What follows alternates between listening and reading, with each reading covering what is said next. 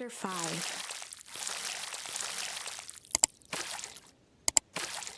Friendly Feud. The air was heavy with the hard rain's residue. The smell of wet things. Despite his dreary surroundings, Luca felt at peace. He'd never shared those details about his dad with anyone. Not even Rollo. But it's not like this changed anything. Rollo was still his best friend. Adding Beck to the group would help balance things out. Everything's better in threes. This is what Luca told himself as he headed to the treehouse.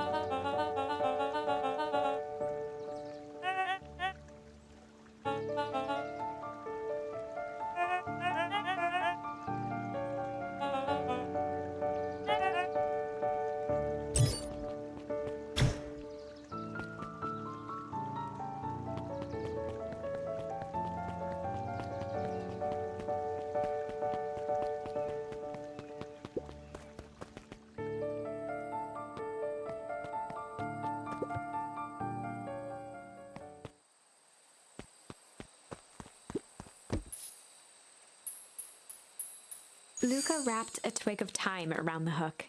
Some fish have refined taste.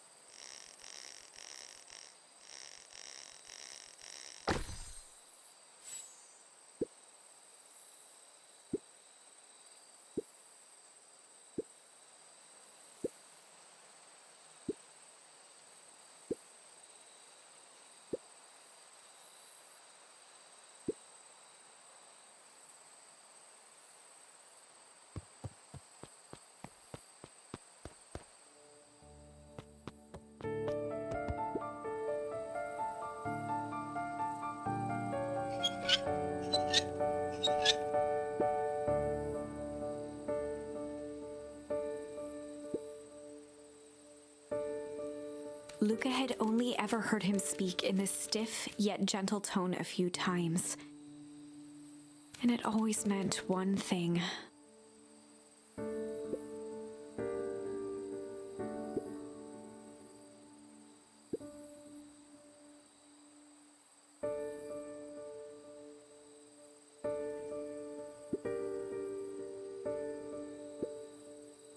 Rollo scoffed.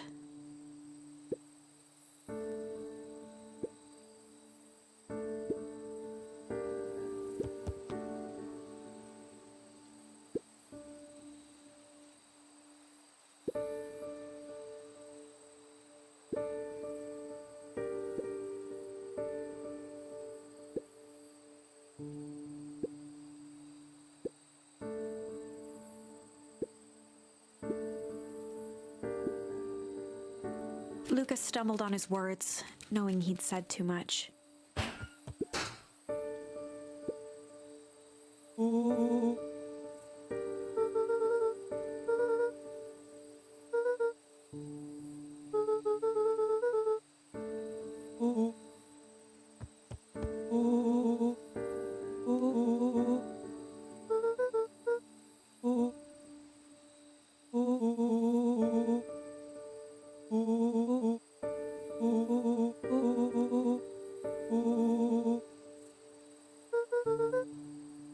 Luca became instinctively angry in response. Both boys were now shouting across the distance.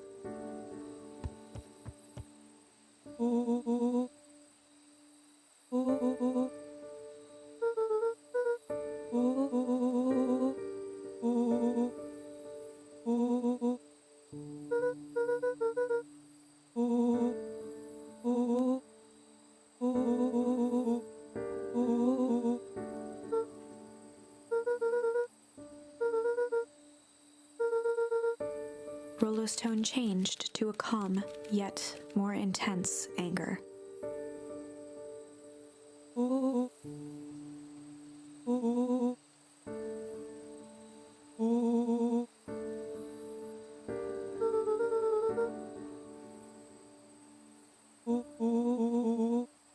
The words hung in the cold night air. Rollo's stomach dropped, knowing he'd crossed a line. But it was too late.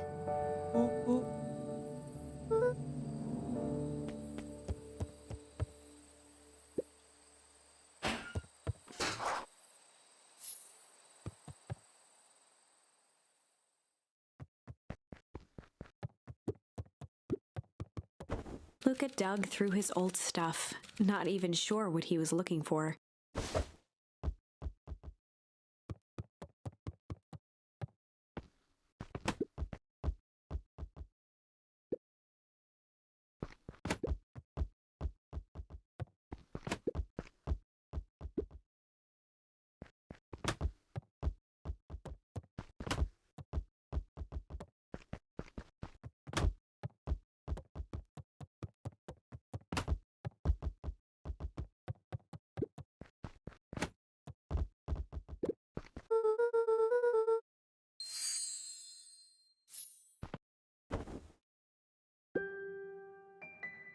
Gran cooed gently from the hallway.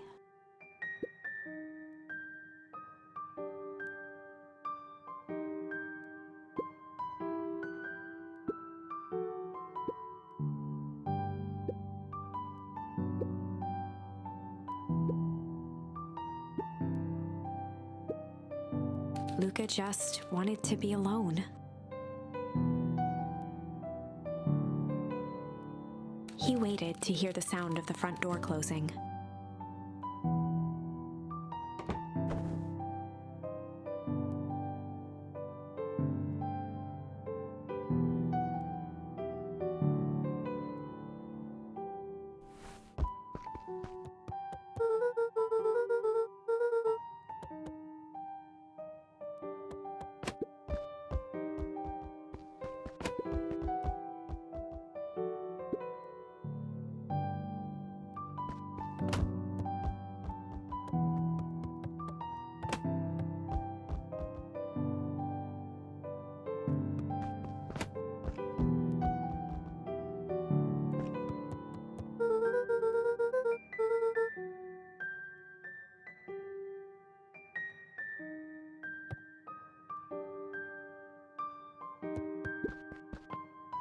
Luca dozed off again.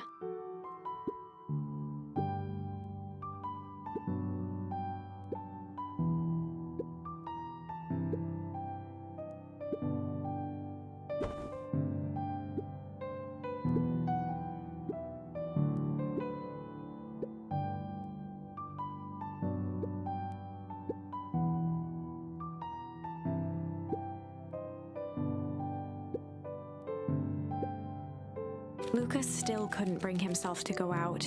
Besides, if he ran into Rollo, he'd have to actually confront the situation.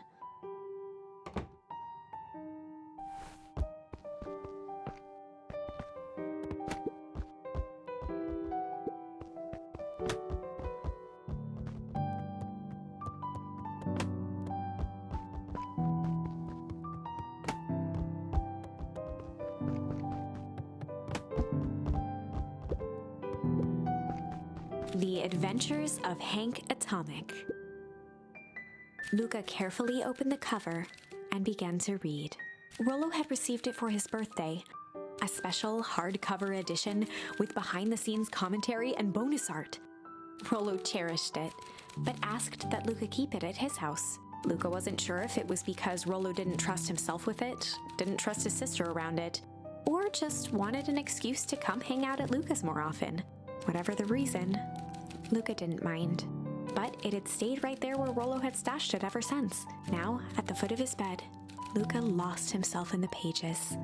He'd read it all before, but at this moment, it somehow felt sentimental. He was well into issue number 5 when he heard soft footsteps from the hallway.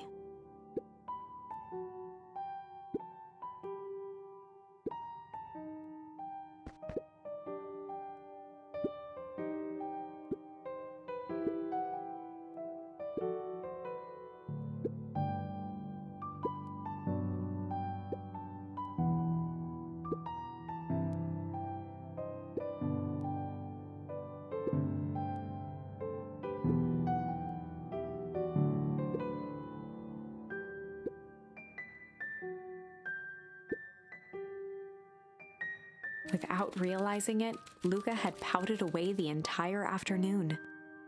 He once again felt the weight of it all and allowed his weary eyes to close. Luca stood in a vast black expanse. He looked up at his father standing beside him. Walt was working a straw at the bottom of a fountain glass, trying to collect the last bits of milkshake.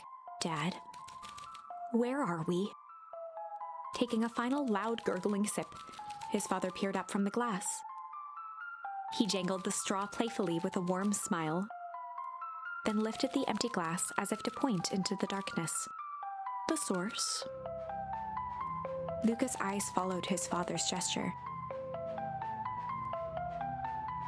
In an instant, he was sitting in front of a blazing campfire. Across from him sat a large figure in a yellow hazmat suit. The figure's voice was a scratchy echo. "Well, if it isn't the man of the hour. Make yourself comfortable." Luca held his shivering hands over the flame to warm himself. "It doesn't work that way here." Their yellow-gloved hand pointed to the base of the flame. "It's a cold flame, see?" Luca peered at the base of the fire. It wasn't wood that was burning. Tiny buildings, freezing and crumbling as they were consumed by flame. Luca could see small shadows moving in the burning city. People. Luca leapt to his feet. "We've got to help them!" The figure gave a dismissive wave of their hand. "Why waste energy helping people who can't even help themselves?" The figure bent down to examine the panicked crowd as they desperately tried to stop the flames. "They only care about what's right in front of them. Not like us." Luca's voice was a trembling whisper. "Us?" The figure slowly stood up, grabbing its helmet with both hands. With a jolt and a twist, the suit emitted a gasp. A cloud of torpid mist escaped, slowly revealing the face within. Luca's own face looked back at him. Older, worn, distant. The sensation was oddly familiar, as if he'd caught his own reflection by surprise in the mirror. The doppelganger smiled. "I tried to help once." He gestured towards his face. "And all it got me was this." Lucas staggered back. You aren't me. Luca felt a hand catch his shoulder. His father was there again, beside him. Every choice sets us on a path. This is the end of one of your paths, son. Luca watched his older self shake its head ruefully, its face twisting into a cruel grin. Welp, Dad, if you wanted him to see this, far be it from me to disappoint. Luca watched in shock as the figure took a confident step forward and plunged into the flames in a flash of cold light. He was gone. What does all of this mean? Luca felt a reassuring squeeze on his shoulder. Just remember, why we choose matters just as much as what we choose. Luca woke up to see a hazy figure at the foot of his bed, silhouetted in the morning sun.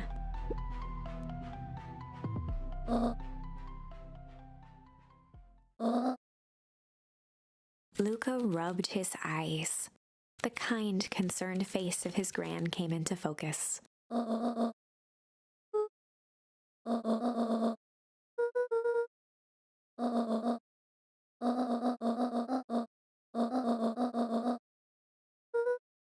Gran silenced Luca with a gentle pat on the leg.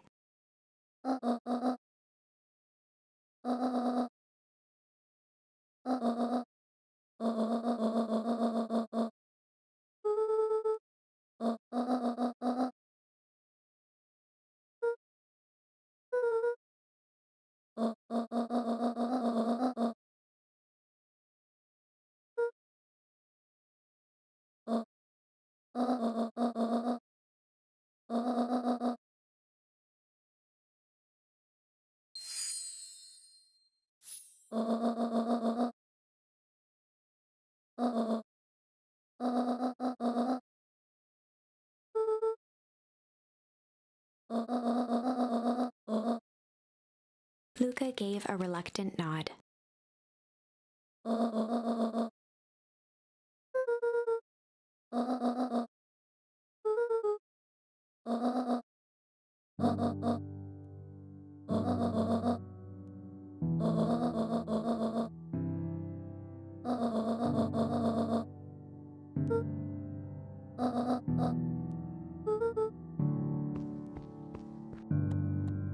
Luca took a deep breath.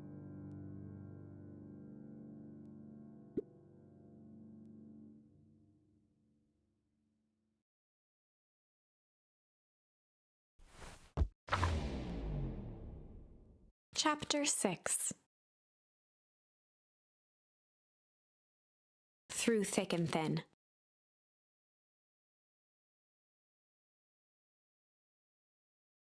Despite Luca's bitterness, Gran was right. He needed to hash things out with Rollo. A big fight changes the nature of a friendship. Whether, in the end, it is for the better or for the worse, all comes down to understanding. If one is not careful, the same familiarity that builds the strongest of bonds can become the wrecking ball that shatters them. Luca emerged from seclusion, taking in the crisp festival air. But the events of the day weren't on his mind. He had to find Rollo.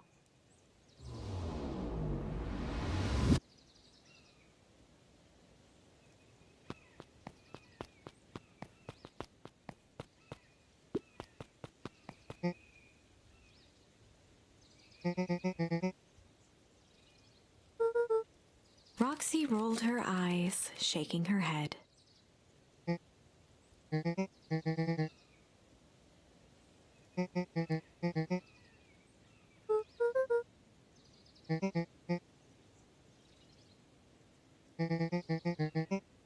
Luca looked down and kicked at the dirt.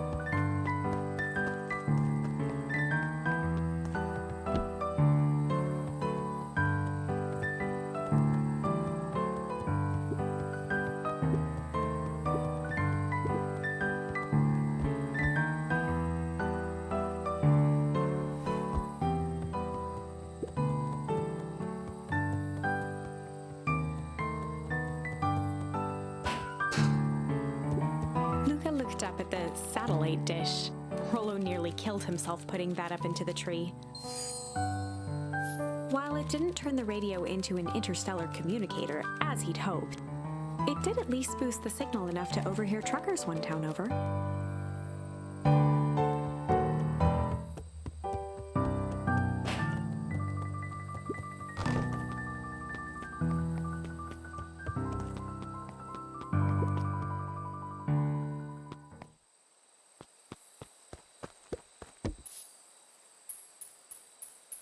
Luca tied a small magnet to the line, fishing with the law of attraction.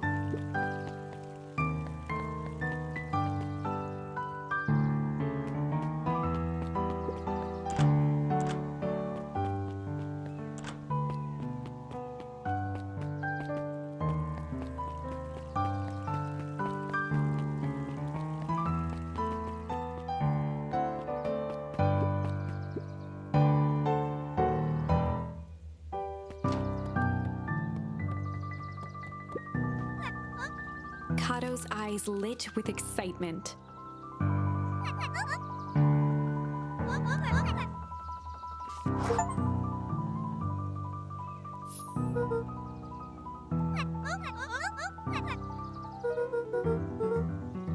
Cato straightened up and cleared his throat as if preparing to sing.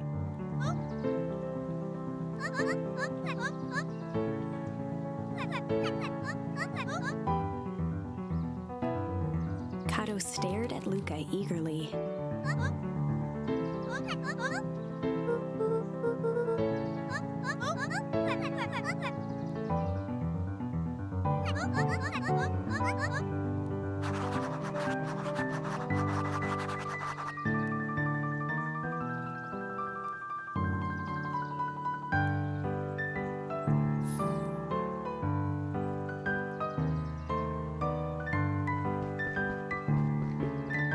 Luca grabbed The Adventures of Hank Atomic, issue number 4, from the shelf.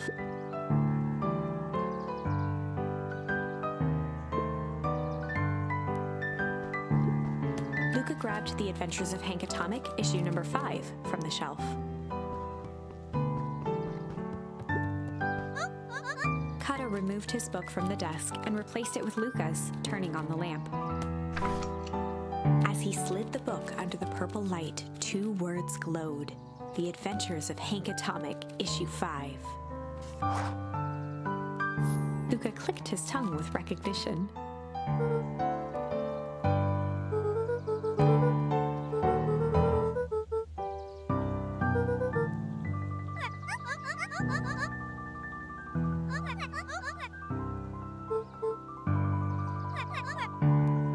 Cato began flipping through the pages, stopping when he hit a glowing word.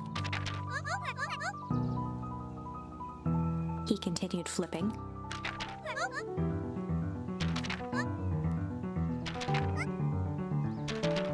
Reaching the end of the book, Cato looked up.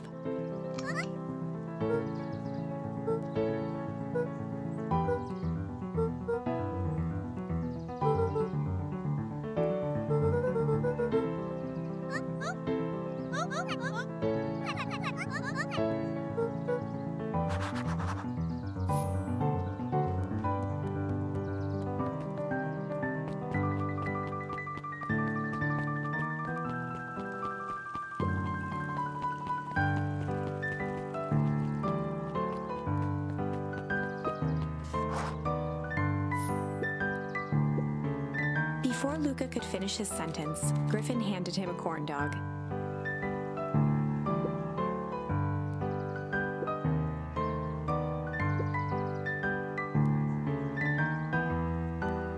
Luca shrugged, taking a sizable bite out of the corn dog.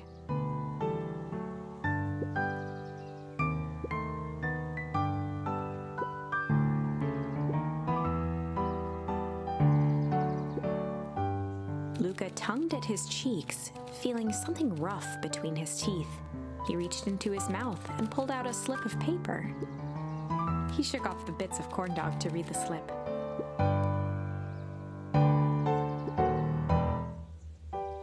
Luca finished off the remainder of the corn dog.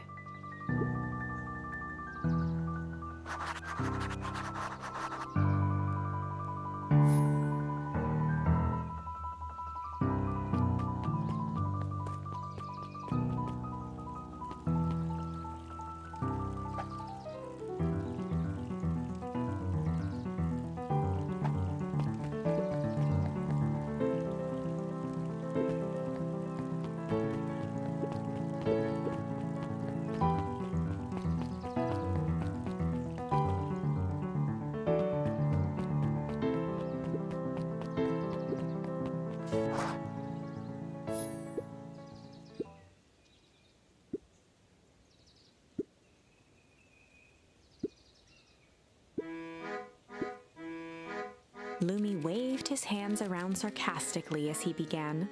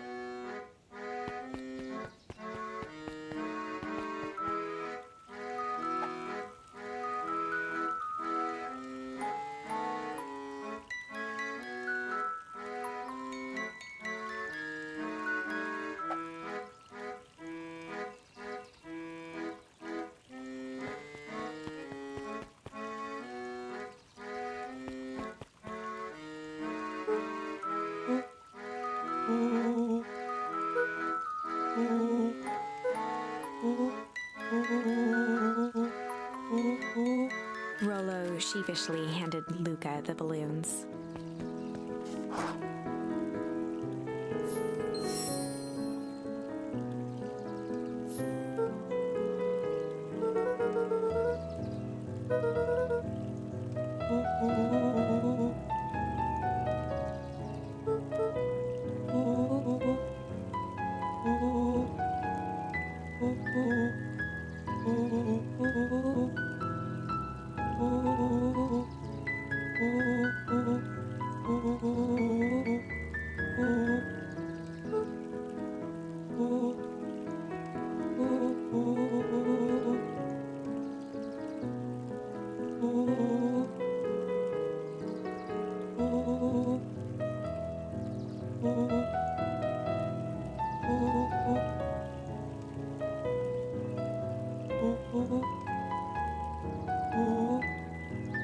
Luca threw himself at Rollo, hugging him as tightly as he could.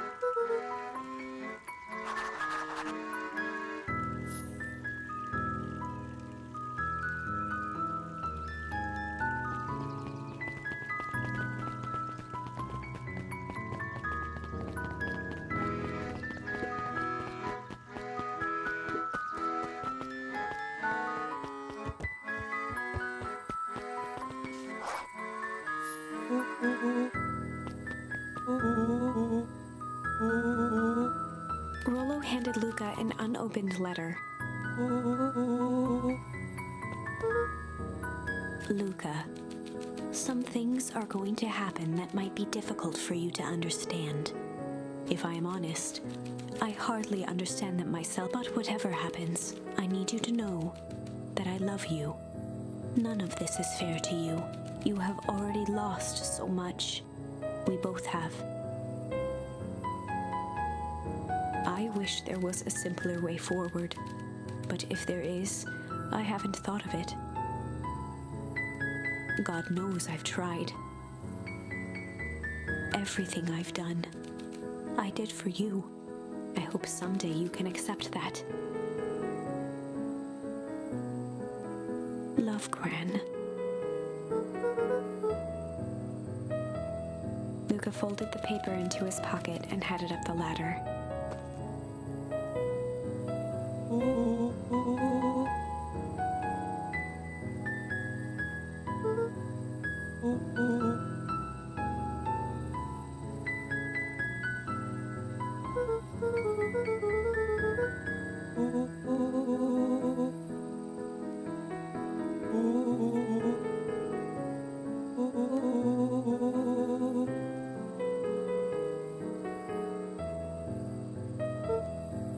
Luca was at a loss for words, but that was fine. Words aren't always necessary.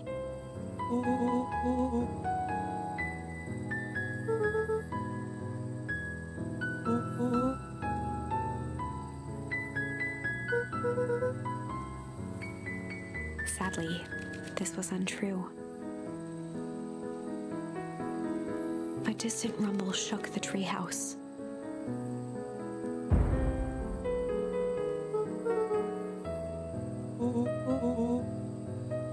It was not fireworks.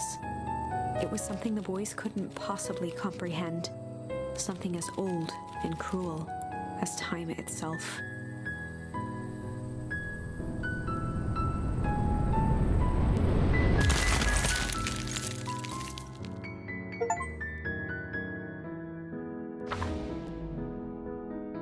A shockwave of cold tore through the room. A bitter, unfathomable chill. Before they could react, it encased them in ice. Two boys, reunited by friendship, only to be cruelly separated by a malevolence beyond reason. And so, our story ends on this melancholy scene. In a silent treehouse turned statuary, in a town brought low by its secrets, sits a pair of friends, alone, together, for the rest of time. The end. No, that can't be the ending. It simply can't. I won't accept it, and I hope you won't either. There are more endings, more possibilities. I can feel it. We are just going to have to sort through them all until we find the one that fits.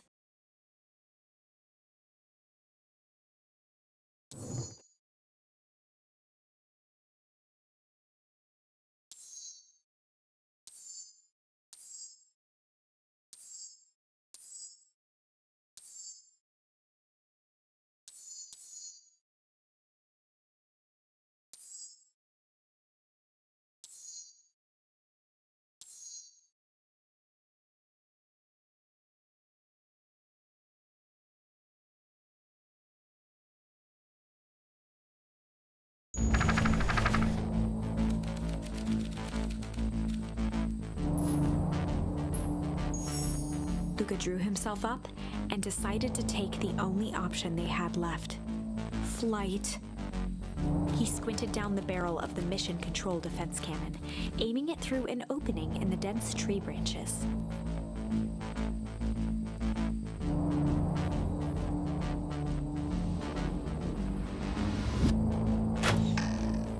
He looked up with surprise as it struck true and taut.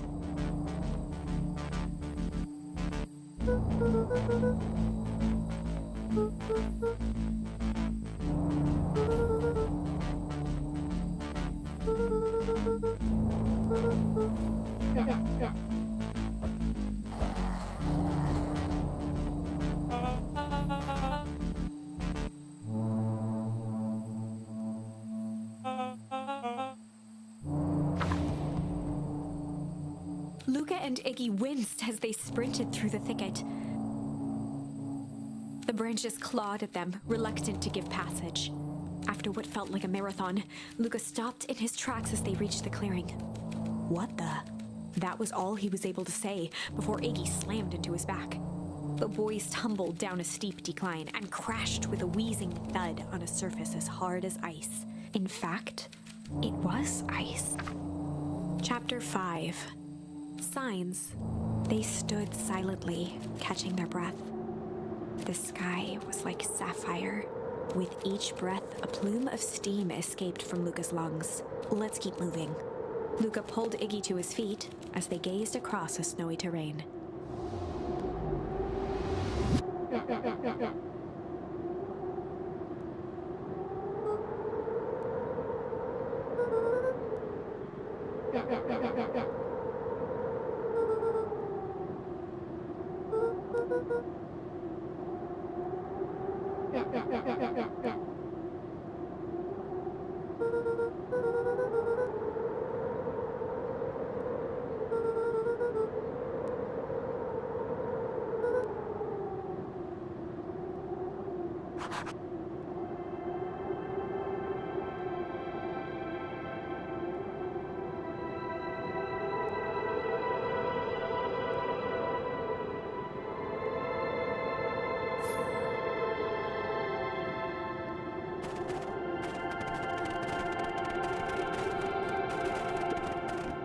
A disc of smooth metal was lightly covered in snow. 2 faint seams were visible along the surface.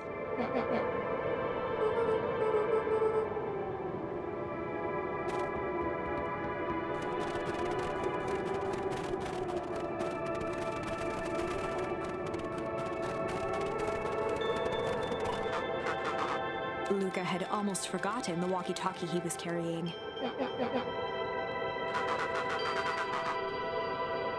Luca looked at Iggy with hesitation. With a resigned sigh, Luca responded.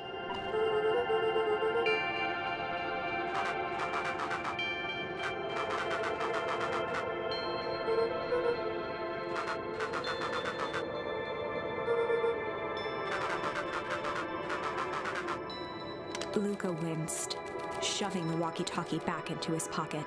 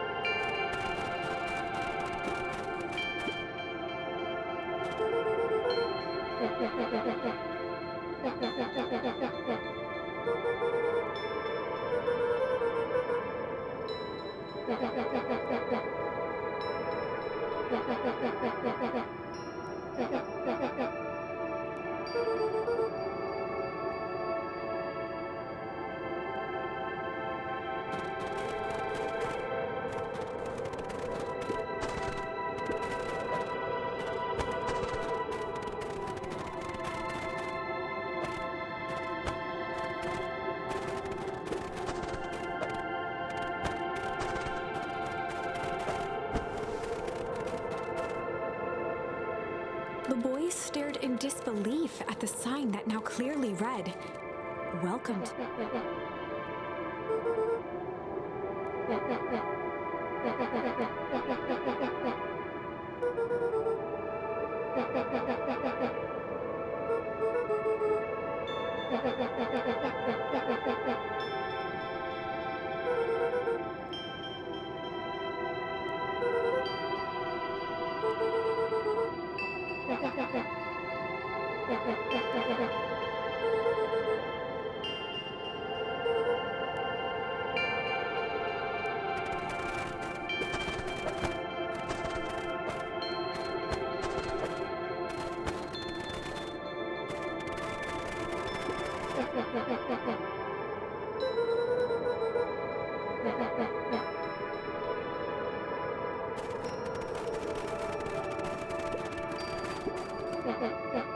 Looking down at the frozen stream, Luca could faintly see a school of minnows encased in the ice.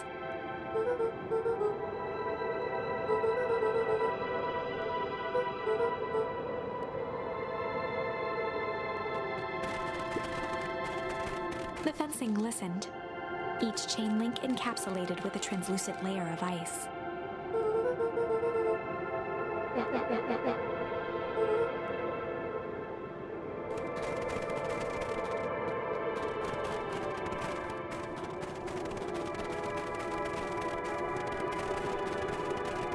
The crunching of footsteps trailing Luca went hush.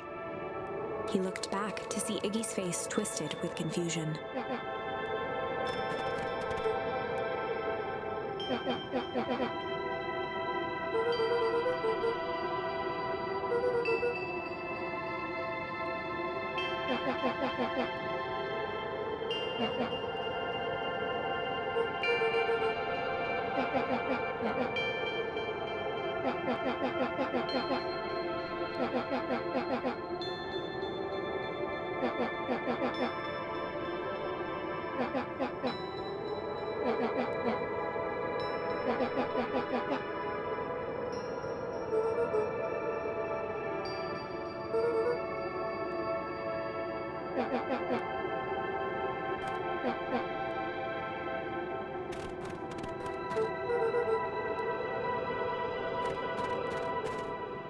Luca peered upward at the darkening sky.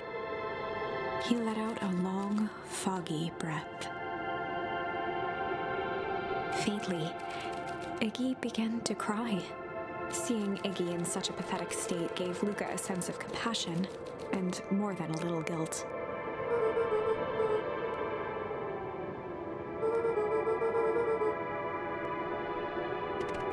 Luca allowed himself to collapse next to Iggy.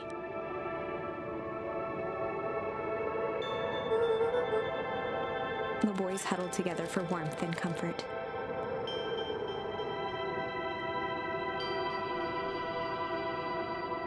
If not for exhaustion, their minds would be racing, trying to make sense of the events of the day. As it was, all they had energy for was to sit in silence, numb.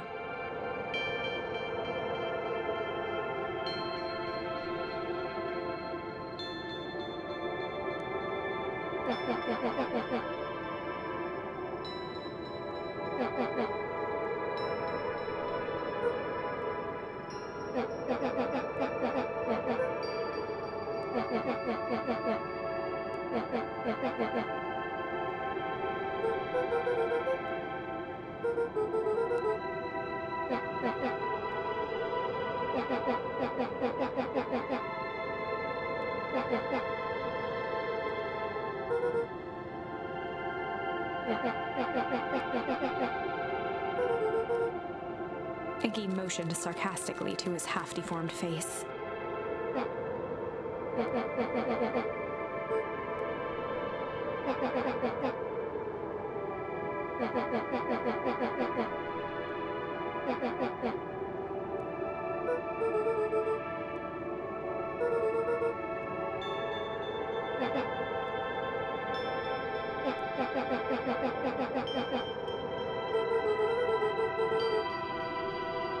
Iggy shrugged.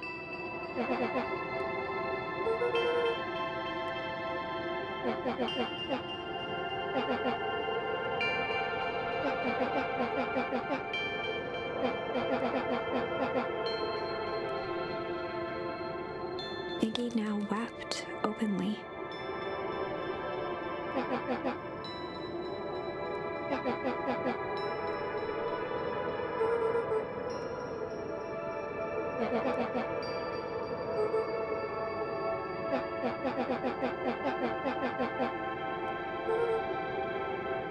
He wiped his nose with a sleeve.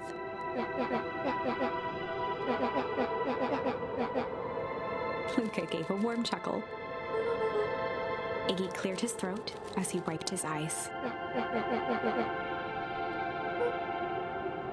Iggy arched into a wide yawn.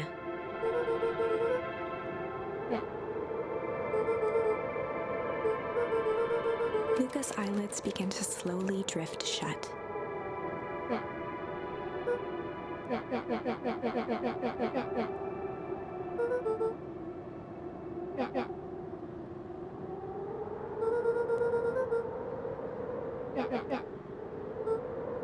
That's all Luca could whisper before succumbing to sleep.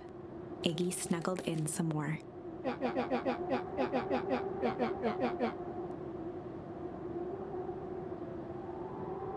The house smelled of warm bread. Luca was playing with toy blocks on the living room rug. He looked up to see his parents on the couch. His mother held his father's head in her lap. She idly stroked his hair while humming a song. A voice behind Luca spoke. "This is how you remember them, huh?" Luca turned to see his own face. The doppelganger from his dreams, still clad in a yellow hazmat suit, still carrying a look of disdain behind empty eyes. Aww, look at this perfectly cozy scene. You know it wasn't really like this. The figure picked up a toy block and inspected it. It's amazing the facades that one can build given the right materials. Not that I blame us. These are a child's memories, all warm and fuzzy. You don't remember, do you? Luca snatched the block from the figure's yellow-gloved hand. Remember what? The doppelganger pointed to the couch. The last day we saw him alive. The day he chose to abandon us. Luca turned to look at his father, still lounging on the couch. That's not true. He didn't abandon us. The doppelganger waved his hand dismissively. Everything is true here. It's just a matter of what we choose to see. Well, let me show you. The world flickered and pulsed. Luca was sitting next to his bed, listening to his heartbeat with one of his dad's stethoscopes. The doppelganger limped into the room. Now, we both know that's not how this went. He grabbed Luca's hand and guided the stethoscope to the floor. Luca heard muffled shouting, brought close by the stethoscope. It was his parents, fighting. Do you remember what we did next? Luca gave a slow nod and crept down the hall to peek through the banister. He could see the outline of his mother at the bottom of the stairs. Damn it, Walt. We can't afford to get involved in this. She was scared. His father stepped forward. What am I supposed to do? Just watch? There's a sickness in this town, and we both know who's behind it. I swore an oath to help people. I won't turn my back on them. Luca's mother grabbed Walt. She was crying, pleading, I can't lose you. Walt calmly removed Eleanor's hand from his shoulder.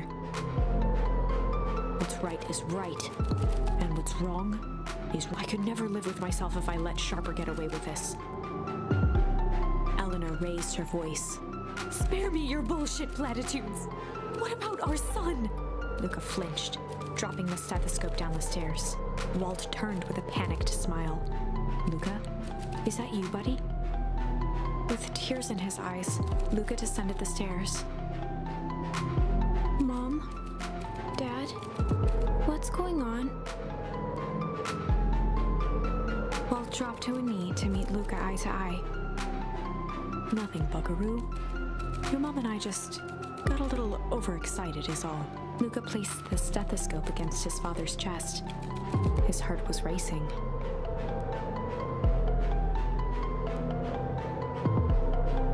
It sounded like you were going somewhere. Walt gently removed the device from Luca's ears. Listen to me, Luca. I have some business to take care of. I'll be back in time to tuck you in. Luca hugged his father tightly. Promise? Walt stood up and walked to the door. He glanced over his shoulder. I promise. With a wink and a grin, he put on his hat and strode out into the evening sun. A figure approached soundlessly from the foggy snowfall. It stood above them, lingering in contemplation. Slowly raising one hand above Iggy, it snapped out 2 brisk raps on his head. From a deep slumber, Iggy sprang up defensively. Whether it was the calming presence or the recognition that he was not in danger, Iggy felt his clenched fists lower.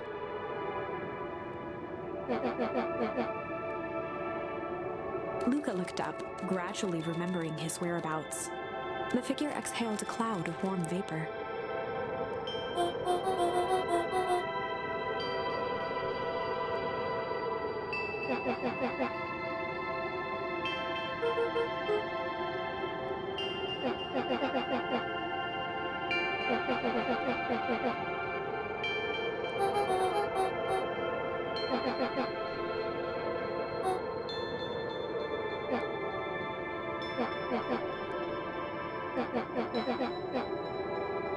When it came to complete strangers, Iggy had trouble cobbling together an insult.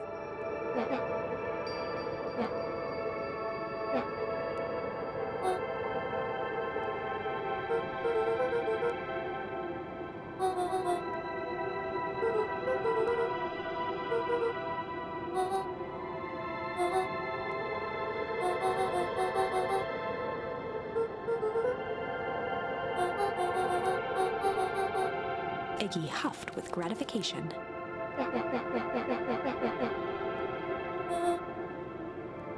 Nat began to turn away indifferently.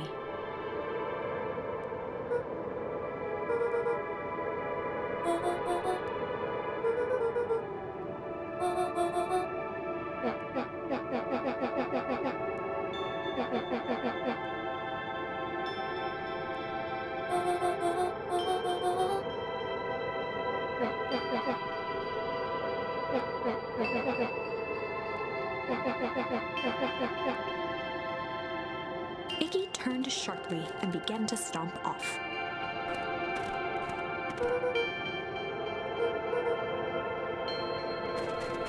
Realizing he'd worn their patience then, Nat relented.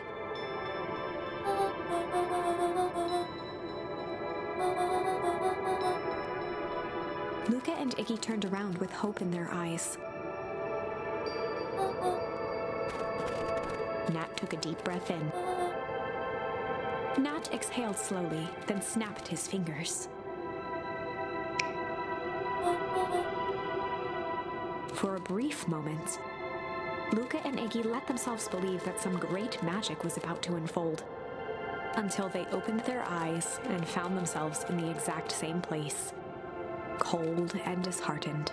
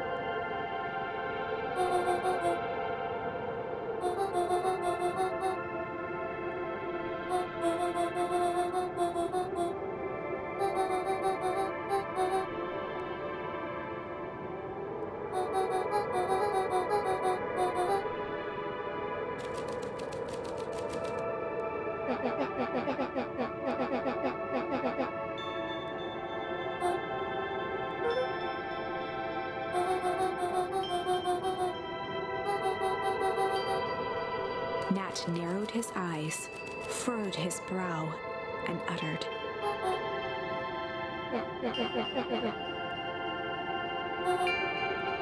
Luca began to laugh uncomfortably.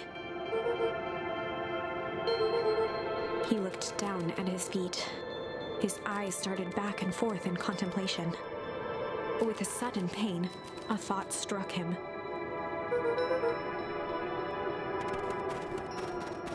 He sprinted off into the pale distance. As Iggy turned to follow, Nat called out,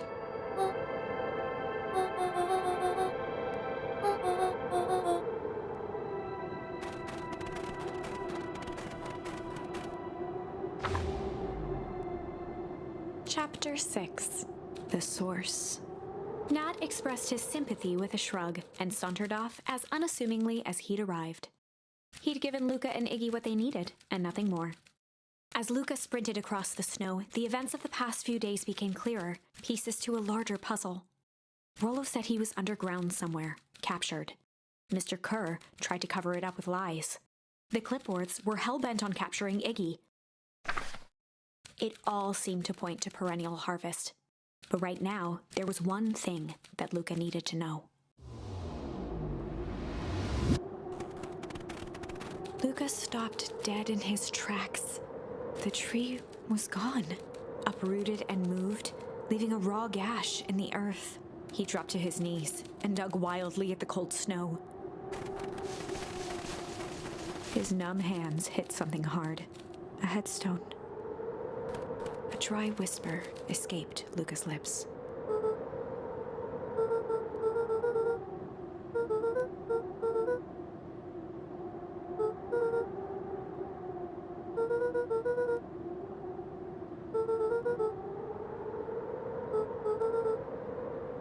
There was no reply, just snow-covered silence.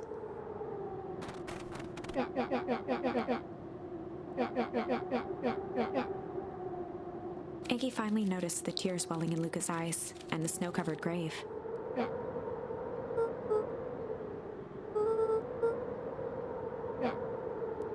Suddenly, they heard the crunch of approaching footsteps in the snow.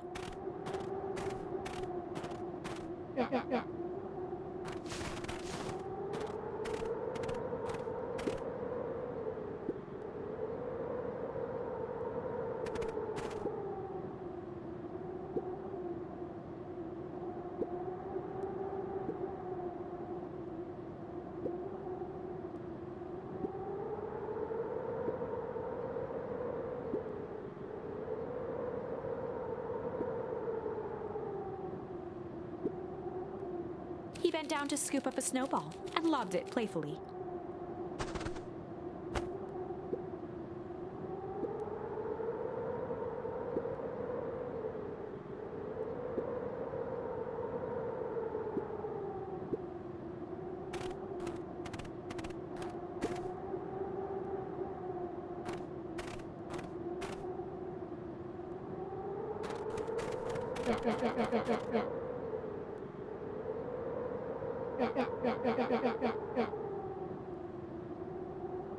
Luca stuttered through heaving sobs.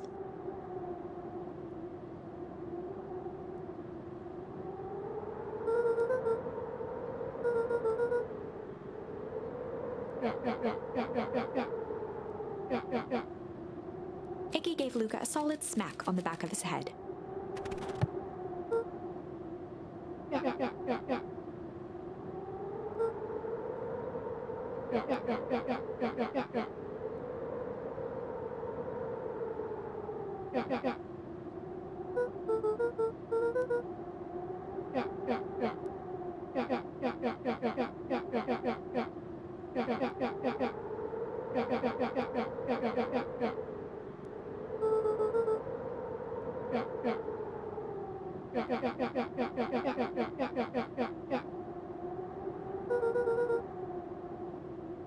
Luca wiped his eyes with a sleeve.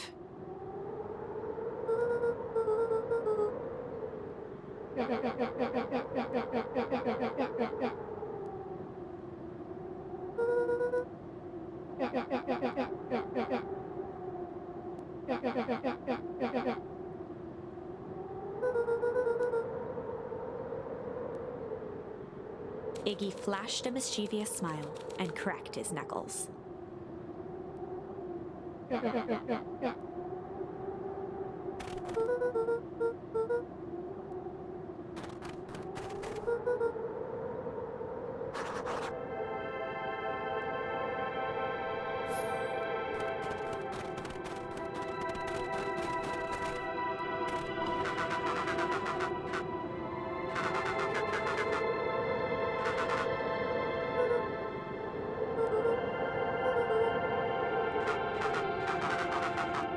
Iggy and Luca shared a skeptical look.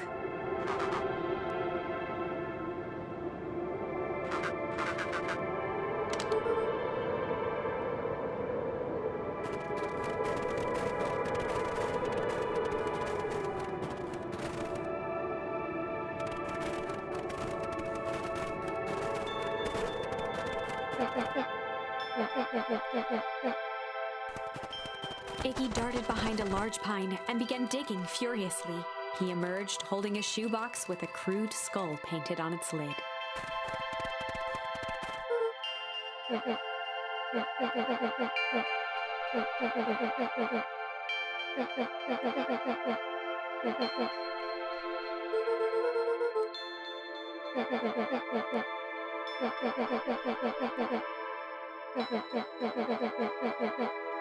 Luca rolled his eyes with realization.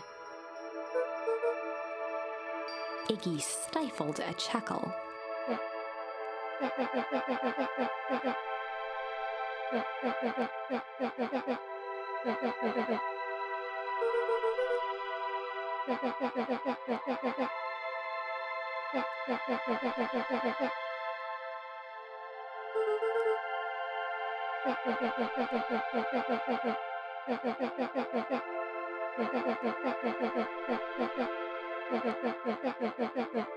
Iggy triumphantly raised the shoebox.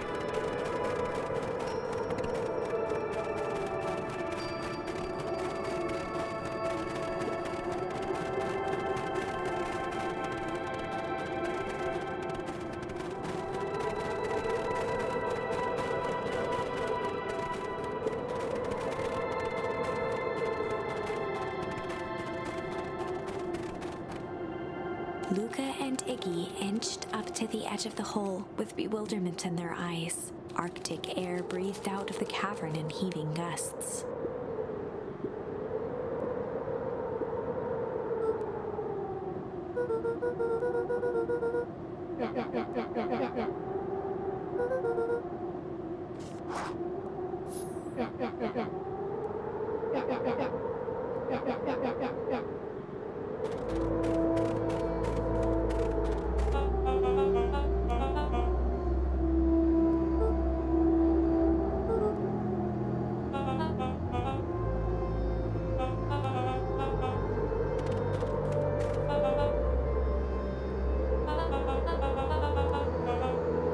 Mr. Kerr gazed down the abyss in contemplation.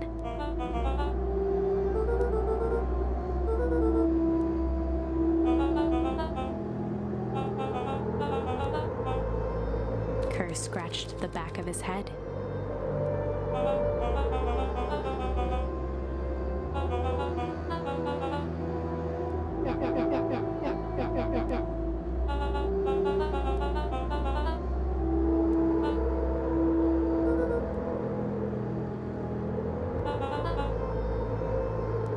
face contorted into a saccharine grin.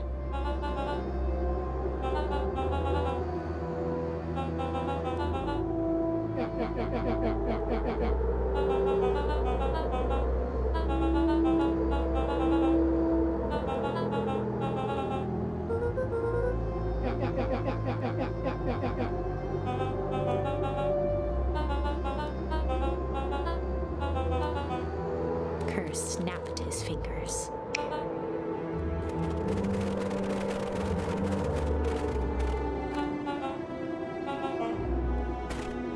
Iggy turned to Luca with a sly glance.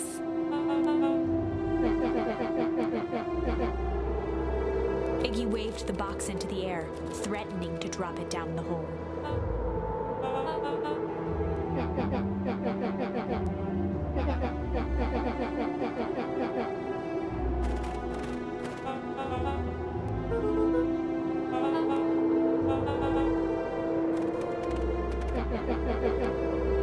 Iggy plucked a single bottle rocket from the box and held it up with reverence.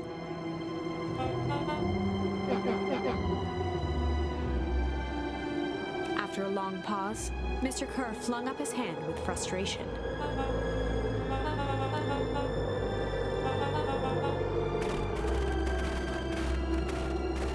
Mr. Kerr sighed into the frigid air.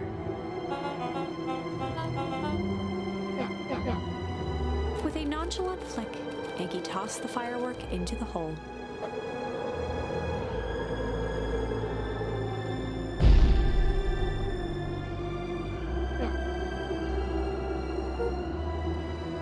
With a growl, Kerr leapt at Iggy, crashing through Luca.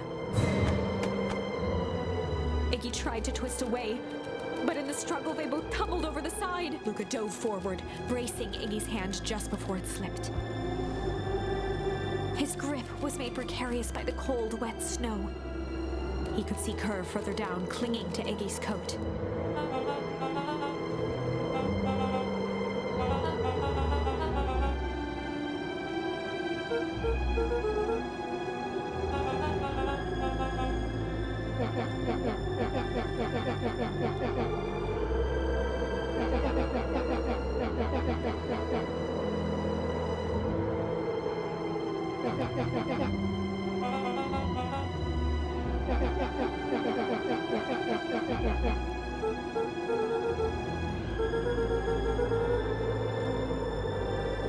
Mr. Kerr gasped with insult.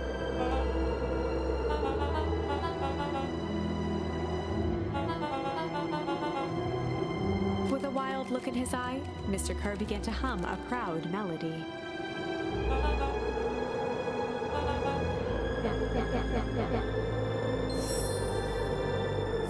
Luca's hand began to cramp. His voice began to...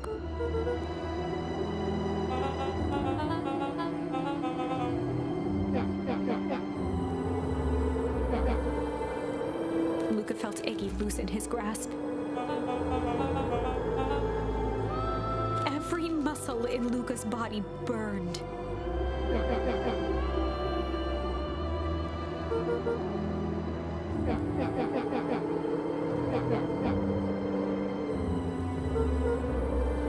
Luca felt his hand slipping.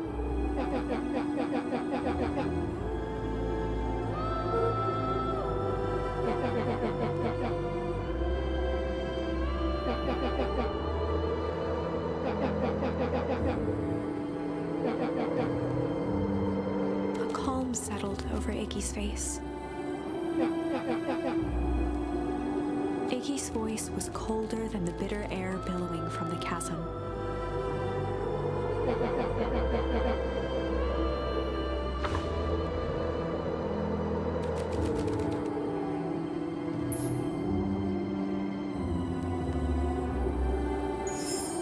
Luca had no choice but to refuse Iggy's request. He tightened his grip and reached for the walkie-talkie in his pocket. A wild delight crept onto Mr. Kerr's face. That's a good lad. Now, radio for help. Iggy begged Luca with his eyes one last time, but Luca pressed the button and called out. We need help. Mr. Kerr is in danger! It wasn't long before they were once again surrounded by clipboards. Mr. Kerr sighed with relieved frustration. There you are! You really are a worthless lot, aren't you? Mirror, now! A clipboard dutifully produced an ornate ivory hand mirror, and Mr. Kerr began preening his tousled hair. Ah, that's better. Mr. Van Horn, I applaud your sharp thinking under duress. I'll put in a good word for you with the founder. Take them away. A swarm of hands overpowered Luca. The last thing he saw before a cloth bag was pulled over his head was the defeated look on Iggy's face. The end. I think this was one of those times where doing the right thing was the wrong thing.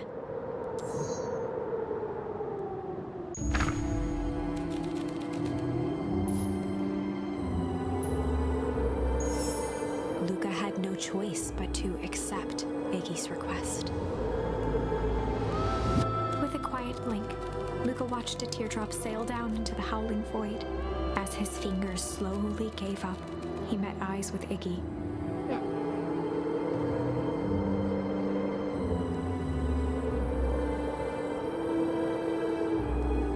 The two silhouettes were swallowed by darkness.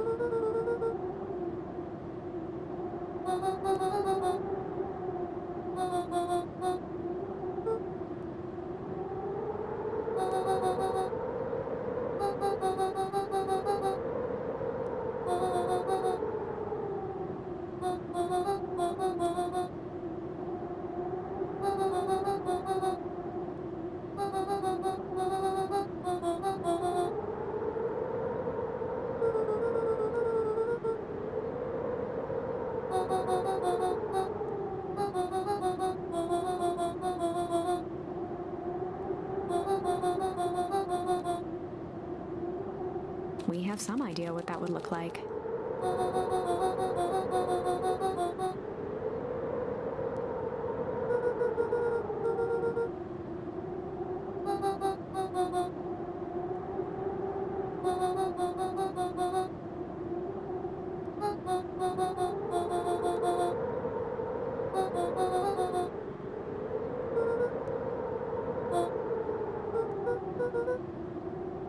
A fierce twinkle flashed in Nat's eyes.